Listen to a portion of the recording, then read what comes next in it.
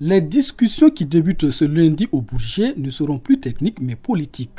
En effet, ce sont les ministres en charge de l'environnement des 195 pays qui plancheront désormais sur le texte élaboré par les négociateurs. Un certain nombre de questions de fond n'ont pour l'heure pas été tranchées.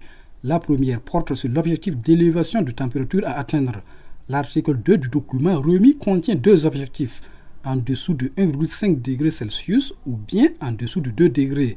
La deuxième question concerne le principe de partage du poids de l'ajustement entre pays anciennement industrialisés, pays en développement et pays émergents. En particulier, les États-Unis refusent de reconnaître leurs responsabilités historiques, tandis que certains grands émergents comme la Chine ne veulent pas s'engager à aider les pays les plus pauvres à lutter contre le changement climatique. La troisième difficulté majeure est celle du financement du fonds destiné à aider les pays les plus pauvres à effectuer leur transition vers une économie à faible émission en gaz carbonique et à s'adapter à l'élévation des températures en cours et à venir. Dans la version actuelle du texte, 18 options restent ouvertes sur cette question. Le texte doit être achevé ce jeudi pour permettre son adoption vendredi. Le meilleur comme le pire est possible, affirme le président français. François Hollande, qui a lancé un appel en forme d'avertissement aux pays riches et aux pays en voie de développement.